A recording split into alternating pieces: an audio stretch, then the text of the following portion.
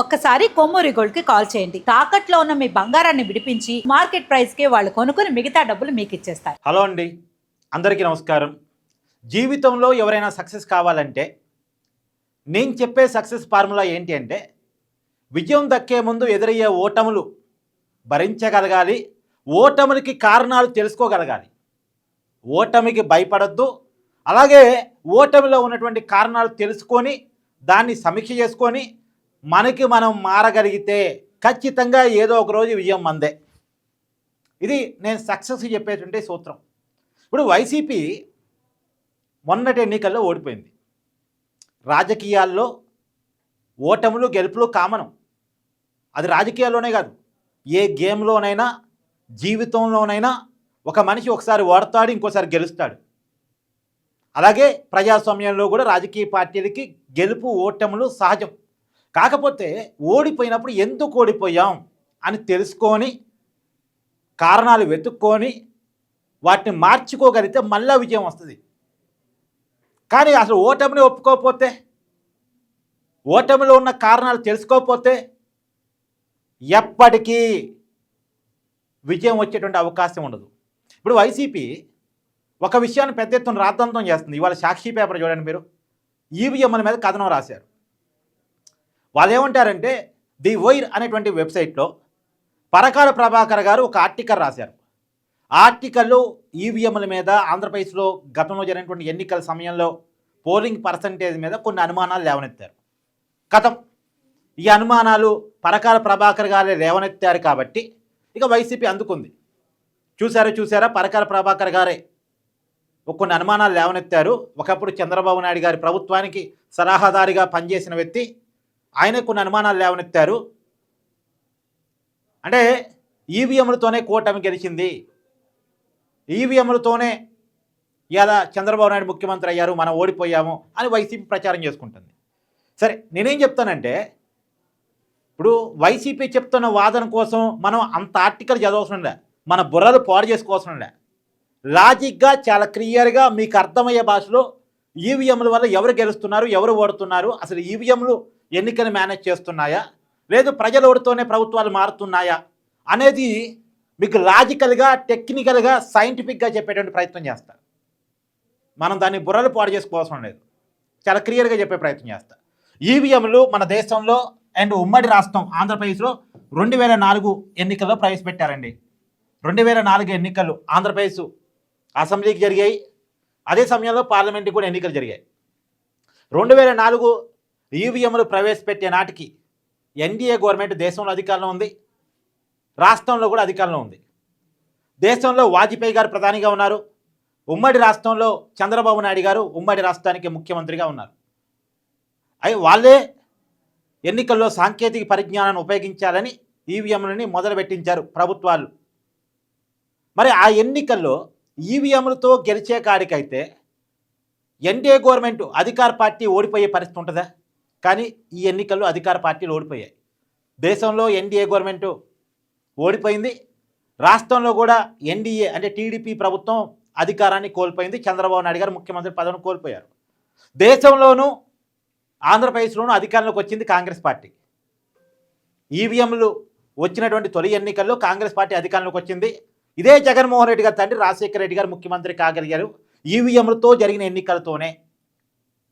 మరి ఈవీఎంలు తప్పైతే రాజశేఖర రెడ్డి గారు ఎప్పుడైనా ముఖ్యమంత్రి అయి ఉండేవాళ్ళ? జీవితంలో అయి ఉండే పరిస్థితి ఉండేది కాదు. సరే, ఆ ఎన్నికలు అలా జరిగిపోయింది. తర్వాత 2009 ఎన్నికలు,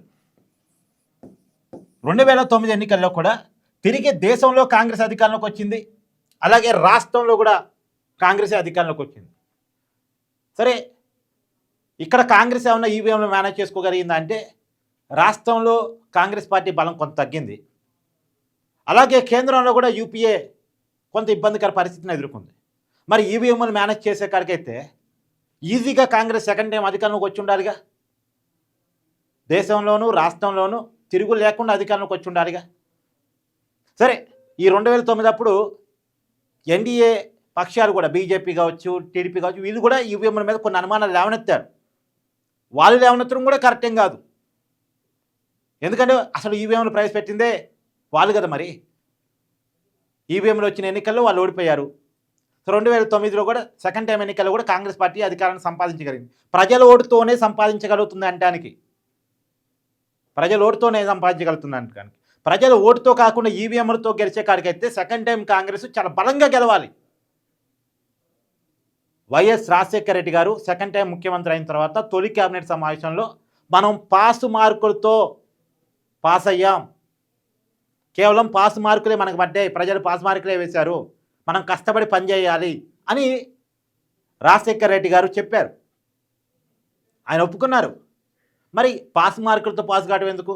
ఈవీఎంలు మేనేజ్ చేసే కాడిగితే క్లియర్ కట్ మెజార్టీతో క్లియర్ కట్గా అసలు ప్రతిపక్షం అనేది లేకుండా, ప్రతిపక్ష హోదా కూడా టీడీపీకి అవకాశం ఇవ్వకుండా గెలిచే పరిస్థితి ఉండొచ్చుగా మరి కదా. సరే, ఇది కూడా పోనీయండి. 2014 ఆంధ్రప్రదేశ్ 2 భాగాలైంది. ఒకటి ఆంధ్రప్రదేశ్, 2 తెలంగాణ. ఈ 2 రాష్ట్రాలైంది. దేశంలోనూ ఇక్కడ రాష్ట్రాల్లోనూ ప్రభుత్వాలు మారిపోయినాయి. అప్పుడు దాకా రాష్ట్రంలో దేశంలో అధికారంలో ఉన్న కాంగ్రెస్ అధికారాన్ని కోల్పోయింది. 2014 ఎన్నికల్లో దేశంలో మోడీ ప్రధానమంత్రి అయ్యారు. మోడీ వేవ్ అప్పుడు అలా ఉంది, మోడీ వేవ్ అలా ఉంది. అది ప్రజల ఓటుతోనే జరిగిందని చెప్పడానికి చాలా సాక్ష్యాలు ఉన్నాయి. ఆ రోజు మోడీ వేవ్ తెలుసు, అందరికీ తెలుసు. కాంగ్రెస్ మీద వ్యతిరేకత అందరికీ తెలుసు. మరి వ్యతిరేకత ఉన్న, మోడీ మీద వేవ్ ఉన్న కాంగ్రెస్ మేనేజ్ చేసుకుని గెలవచ్చు కదా ఈవీఎంలు? కాదు, ప్రభుత్వం ప్రజలు మార్చారు కాబట్టి మారిపోయింది. మోడీ ప్రధాని అయ్యారు. అలాగే తెలుగు రాష్ట్రాల్లో కూడా ఏపీలో ఎన్డీఏ గెలిచింది, సిపిఎన్ గారు ముఖ్యమంత్రి అయ్యారు. అలాగే ఇక్కడ కేసీఆర్ తెలంగాణ సాధించినటువంటి పార్టీగా చెప్పుకొని వాళ్ళు ఎన్నికల్లో వాళ్ళ అధికారాన్ని సంపాదించగలిగారు. 2014 ఎన్నికల్లో టీఆర్ఎస్ పార్టీ అధికారంలోకి వచ్చింది. అంటే ప్రభుత్వాలు ఎలా మారుతూ వస్తున్నాయో చెప్తున్నా మీకు క్లియర్గా. మళ్ళా 2019 ఎన్నికలు సరే, తెలంగాణలో కొద్దిగా ముందుగానే ఎన్నికలు జరిగాయి. 2018 ఎన్నికలు జరిగాయి. 2019లో పార్లమెంట్ ఎన్నికలు జరిగినాయి. 2018లో అసెంబ్లీ ఎన్నికలు జరిగినాయి. ఆంధ్రప్రదేశ్లో అయితే పార్లమెంట్ ఎన్నికలు, అసెంబ్లీ ఎన్నికలు 2019లోనే జరిగినాయి. ఈ 2019 ఎన్నికల్లో సరే, దేశంలో మోడీయే మళ్ళీ తిరిగి ప్రధానమంత్రి కాగలిగాడు, కాంగ్రెస్ పికప్ కాలేకపోయింది. కానీ ఆంధ్రప్రదేశ్లో జగన్ వేవ్ నడిచింది. జగన్ అధికారంలో రాగలిగాడు. 151 సీట్లు మామూలు కాదు, రికార్డు బద్దలైపోయింది. ఉమ్మడి రాష్ట్రంలో కూడా ఒక రాజకీయ పార్టీ ఇంత పర్సెంటేజ్తో గెలవనంతగా రికార్డు బద్దలు కొట్టేదే జగన్మోహన్ రెడ్డి 2019 గెలిచాడు. ఈవీఎంలతోనే, ఆ ఎన్నికలు ఈవీఎంలతోనే జరిగినాయి. మరి బ్రెయిన్ ఉన్నప్పుడు ఎవడైనా ఈవీఎంల మీద కామెంట్ చేస్తాడా? మరి ఈవీఎంలతోనే కదా 2019లో జగన్ గెలిచింది. అంటే వాళ్ళు గెలిస్తే కరెక్టే, వాళ్ళు ఓడిపోతే తప్పవద్దా? ఇప్పుడు 2024 ఎన్నికలు, 2024 ఎన్నికల్లో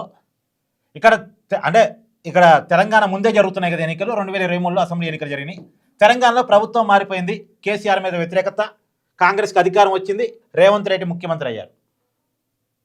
ఇక్కడ తెలంగాణలో వ్యతిరేకత ఏదో ఎన్నికలప్పుడే బయటపడలేదు, కేసీఆర్ అధికారంలో ఉన్నప్పుడే బయటపడుతూ వచ్చింది. దుబ్బాకలో బీజేపీ గెలవటం కావచ్చు, హుజూరాబాద్లో బీజేపీ గెలవటం కావచ్చు, మునుగోడులో కూడా ఆ బీజేపీ గెలిచినంత పనిచేయడం కావచ్చు, కోమటిరెడ్డి రాజగోపాల్ రెడ్డి. కాకపోతే తర్వాత బీజేపీలో అంతర్గత సంక్షోభం, బండి సంజయ్ని పక్కన పెట్టడం, ఆ అడ్వాంటేజ్ అంతా బీఆర్ఎస్ వ్యతిరేకత అంతా కూడా కాంగ్రెస్ రేవంత్ రెడ్డి ఎన్కాష్ చేసుకున్నాడు. కర్ణాటకలో అప్పటికే కాంగ్రెస్ గెలిచి ఉండటం, ఆ ఊపు ఉత్సాహం మొత్తానికి కాంగ్రెస్ని 2023 ఎన్నికల్లో తెలంగాణలో గెలిపించింది. 2024 సార్వత్రిక ఎన్నికల్లో ఆంధ్రప్రదేశ్లో జగన్మోహన్ రెడ్డి మీద విపరీతమైన వ్యతిరేకత. అసలు జగన్ వద్దే వద్దు, జగన్ ఉంటే రాష్ట్రం నాశనం అయింది, రాష్ట్రం వినాశనం అయింది జగన్మోహన్ రెడ్డి పరిపాలనలో. కనీసం రోడ్డు కూడా లేవు అని నేను చెప్పడం కాదు. జగన్మోహన్ రెడ్డి గారికి మిత్రపక్షం కొద్దిగా ఫ్రెండ్లీగా ఉన్నటువంటి కేసీఆర్ గారు వెటకారం చేసేవాళ్ళు. సింగిల్ రోడ్డు ఉంటే ఆంధ్ర, డబల్ రోడ్డు ఉంటే తెలంగాణ, గుంతల రోడ్డు ఉంటే ఆంధ్ర, మంచి హైవే ఉంటేనేమో తెలంగాణ అని కామెంట్ చేసేవాడు. జగన్మోహన్ రెడ్డి అంటే అంత కామెడీ పీస్ అయిపోయారు అప్పుడు. అంటే టీడీపీ వాళ్ళు, జనసేన వాళ్ళు మాట్లాడటం వేరు, జగన్మోహన్ రెడ్డి కొద్దిగా ఫ్రెండ్లీగా ఉన్నటువంటి కేసీఆర్ మాట్లాడటం వేరు కదా, పక్క రాష్ట్రం వాళ్ళు మాట్లాడటం వేరు. సో అంత కామెడీ పీస్ అయిపోయిన తర్వాత ఆ పరిస్థితుల్లో జగన్మోహన్ రెడ్డి వ్యతిరేకతలో 2024 ఎన్నికల్లో వైసీపీ దారుణమైన ఓటమి, కేవలం 11 స్థానాలకి ఆ పార్టీ పరిమితం అయిపోయింది. ఇది రియాలిటీ. సరే, ఇప్పుడు ఒకసారి వైసీపీ వర్షన్ కూడా మనం పరిగణలో తీసుకొని బ్యాలెట్ పేపర్ అయితే ఏమై ఉండేది ఒకసారి మాట్లాడుకునేటువంటి ప్రయత్నం చేద్దాం. ఒకవేళ అసలు ఈవీఎంలు కాదబ్బా 2024 ఎన్నికలు బ్యాలెట్ పేపర్తో ఎన్నికలు జరుగుంటే ఎలా ఉండేది అనేది మాట్లాడుకునే ప్రయత్నం చేద్దాం. దానికి కూడా ఉదాహరణలు ఉన్నాయి. జగన్మోహన్ రెడ్డి ముఖ్యమంత్రిగా ఉన్నప్పుడే అధికారం, పోలీసింగ్ మొత్తం కూడా వైసీపీ చేతుల్లో ఉన్నప్పుడే పట్టభద్రుల ఎమ్మెల్సీ ఎన్నికలు జరిగినాయి. పట్టభద్రుల ఎమ్మెల్సీ ఎన్నికల్లో చాలా క్లియర్ కట్గా కూటమి అభ్యర్థులు గెలిచారు 3 చోట్ల. రాయలసీమలో కూడా పులివెందల ఉండే పట్టభద్రుల ఎమ్మెల్సీ కడప జిల్లా పులివెందల ఆ ప్రాంతంలో కూడా పులివెందలలో కూడా పట్టభద్రుల ఎమ్మెల్సీ ఎన్నికలు బ్యాలెట్ పద్ధతిలో జరిగితే చదువుకున్న వ్యక్తులు ఓటేసే ఆ ఎన్నికల్లో టీడీపీకి వైసీపీ కంటే ఎక్కువ ఓట్లు వచ్చాయి. అప్పట్లో సజ్జల రామకృష్ణారెడ్డి గారు వివరణ ఇచ్చుకోవాల్సి వచ్చింది. వాళ్ళు మా ఓటర్స్ కాదు అని, పట్టభద్రులు మా ఓటర్స్ కాదు అని వదిలేసుకున్నాడు ఆయన. అంటే అంత వ్యతిరేకత. ఆ వ్యతిరేకత మళ్ళా అధికార బలంతో కూటమి గెలిచింది అంటానికి లేదు. వైసీపీని అధికారంలో ఉంది, జగన్మోహన్ రెడ్డి ముఖ్యమంత్రి, అధికారం వాళ్ళదే. మళ్ళీ ఈవీఎంలు అంటానికి లేదు, అది బ్యాలెట్ పద్ధతిలో జరిగిన ఎన్నికలు. అప్పుడే చాలా క్లియర్ కట్గా అర్థమైపోయింది వైసీపీ ఓడిపోబోతుంది అని. వైసీపీ అధికారంలో ఉండగానే వైసీపీ ఎమ్మెల్యేలు కొంతమంది వైసీపీ మీద తిరగబడి ఎమ్మెల్యే కోట ఎమ్మెల్సీ ఎన్నికల్లో టీడీపీ నేత అనురాధ్ గారిని గెలిపించారు. మళ్ళీ వాళ్ళెవరూ కూడా చిన్న వ్యక్తులు కాదు. కోటమిరెడ్డి శ్రీధర్రెడ్డి లాంటి వాళ్ళు, కరుడు కట్టిన వాళ్ళు. రెడ్డి సామాజిక వర్గం కూడా జగన్మోహన్ రెడ్డి మీద తిరగబడింది. సొంత కుటుంబం జగన్మోహన్ రెడ్డి మీద తిరగబడింది. చెల్లి బయటకు వచ్చి కాంగ్రెస్ పార్టీలో జాయిన్ అయ్యారు. చెల్లి విమర్శించారు. బాబాయ్ కుటుంబం జగన్మోహన్ రెడ్డి గారు విమర్శించారు. తల్లి విమర్శించారు ఇండైరెక్ట్గా, డైరెక్ట్గా కాకపోయినా. తల్లి ఎన్నికలు దూరంగా ఉన్నారు. అంతకుముందు తల్లి జగన్మోహన్ రెడ్డి గారికి ప్రచారం చేసి పెట్టారు, సహాయం చేసి పెట్టారు. సో మొత్తంగా జనం తిరగబడ్డారు. సొంత సామాజిక వర్గం తిరగబడింది, సొంత కుటుంబం తిరగబడింది. ఆ తిరుగుబాటు వైసీపీని దారుణమైన ఓటమికి గురి చేసింది. ఇది రియాలిటీ. ఇది రియాలిటీ. రియాలిటీలో ఉండాలి స్వామి. నేను చెప్పేది ఏంటంటే రియాలిటీలో ఉండాలి. మనం వాస్తవంలో బతకాలి. అబద్ధంలో బతికితే ఏమైంది, మనం మోసం చేసుకుంటే మన క్యాడర్ను మనం మోసం చేస్తాం. అబద్ధంలో బతికితే జరిగే నష్టం ఎలా ఉంటుంది తెలుసా? ఎన్నికలు జరిగాయండి, అప్పటిదాకా వైనాట్ 175 జగన్మోహన్ రెడ్డి గారి నినాదం. అది జగన్మోహన్ రెడ్డి గారు సరే ఎన్నికల ముందు ఏదైనా ఇచ్చుకోనేయండి, గెలవడం కోసం 100 చెప్తారు. ఎన్నికలు అయిపోయిన తర్వాత కూడా జగన్మోహన్ రెడ్డి గారు లండన్ పోవడానికి పర్మిషన్ తీసుకున్నారు. సిబిఐ కోర్టులో పర్మిషన్ తీసుకొని లండన్ పోవడానికి బయలుదేరారు. బయలుదేరిపోయే ముందు ఐపాక్ టీం సభ్యులతో మీటింగ్ పెట్టారు. మామూలుగా ఐపాక్ అనేది ఒక స్ట్రాటజీ సంస్థ, వైసీపీ కోసం పనిచేసిన సంస్థ. ఐపాక్ వాళ్ళు జగన్మోహన్ రెడ్డి గారు రిపోర్ట్ ఇవ్వాలి. సార్ మనం ఇన్ని స్థానాల్లో గెలవబోతున్నాం, ఇన్ని స్థానాల్లో ఓడిపోతున్నాం అని ఒక రిపోర్ట్ ఇవ్వాలి. కానీ వాళ్ళకి తిరిగి జగన్మోహన్ రెడ్డి గారు చెప్పారు, మనం గతానికంటే మించి ఎక్కువ గెలవబోతున్నాం, అంటే 151కి మించి గెలవబోతున్నామని చెప్పారు. అంత కరాఖండిగా చెప్పారు. జగన్మోహన్ రెడ్డి గారు ఇంత బలంగా చెప్తున్నారంటే ఏదో ఉంది అనుకున్నారు. తర్వాత వైసీపీ మీడియా వాళ్ళు అదిగో ప్రమాణ స్వీకారానికి వైజాగ్లో ఏర్పాట్లు, అసలు వైజాగ్లో హోటల్స్ అన్నీ బుక్ అయ్యాయి, ట్రైన్లు అన్నీ బుక్ అయ్యాయి, బస్సులు అన్నీ బుక్ అయ్యాయి, వైజాగ్లో ప్రమాణ స్వీకారానికి ముహూర్తం ఫిక్స్ అయింది అని ప్రచారం చేసుకున్నారు. చివరికి సాక్షి మీడియాలో జర్నలిస్టులు అయితే ఈ ముహూర్తం బాగుంటుందా, ఆ ముహూర్తం బాగుంటుందా, ఈ గడియ బాగుంటుందా, ఆ గడియ బాగుంటుందా, ఈ వేదిక బాగుంటుందా, ఆ వేదిక బాగుంటుందా, అరే కాల్చండ్రా టపాసులు అని, మోగించండ్రా డప్పులు అన్నట్టుగా ఒక సందేశాన్ని ఇచ్చారు. అది వైరల్ అయింది కదా. సో ఈ మాటలు నమ్మి పాపం వైసీపీ కరుడు కట్టిన కార్యకర్తలు నిజానికి జగన్మోహన్ రెడ్డి ఓడిపోతున్నాడని క్లియర్ కట్ రిపోర్ట్స్ ఉన్నాయి. విజయసాయి రెడ్డి చెప్పాడండి ఓపెన్గా ఎన్నికలు జరగగానే వైసీపీ నాయకులకి. విజయసాయి రెడ్డి చెప్పాడు, ప్రాక్టికల్గా ఉండే మనిషి ఏ మాటగా మాట, మనం ఓడిపోతున్నామని చెప్పాడు అప్పుడు. కానీ వైసీపీ ఒక క్వార్టరీని నమ్ముకుంది, లేదా ఒక అబద్ధాన్ని నమ్ముకుంది. దాని ఫలితంగా వైసీపీ వాళ్ళు, వైసీపీ క్యాడర్ జగన్మోహన్ రెడ్డి గారు గుడ్డిగా నమ్మే బ్యాచ్ బెట్టింగ్లు వేశారు. ఇప్పుడు ఎన్నికల ముందు చెప్పారంటే ఓట్ల కోసం చెప్పారనుకోవచ్చు, ఎన్నికలు అయిపోయిన తర్వాత కొద్దిగా రియాలిటీలో ఉండొచ్చుగా. సరే ఓడిపోతున్నామని చెప్పలేనప్పుడు కామ్గా ఉండొచ్చు కదా,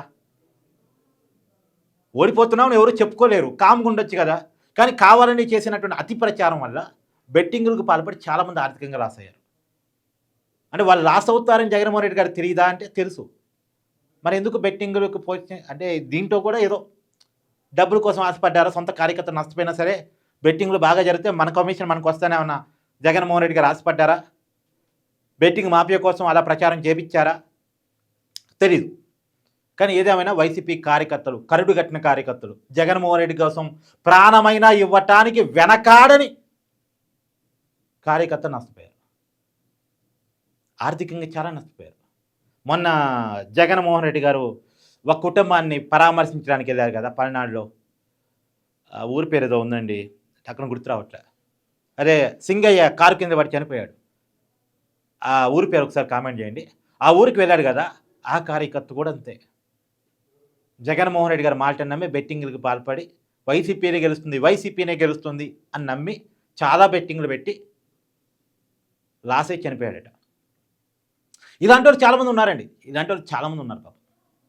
జగన్మోహన్ రెడ్డి గారు మాటను నమ్మి, వైసీపీ ప్రచారం నమ్మి, వైసీపీని తిరిగి అధికారం వస్తుందని చెప్పేసి గుడ్డిగా, మూర్ఖంగా, పిచ్చిగా, రియాలిటీతో సంబంధం లేకుండా బెట్టింగ్లకి పాల్పడి రాసైన వాళ్ళకి మరి జగన్మోహన్ రెడ్డి గారు ఏమైనా ఆదుకుంటాడంటే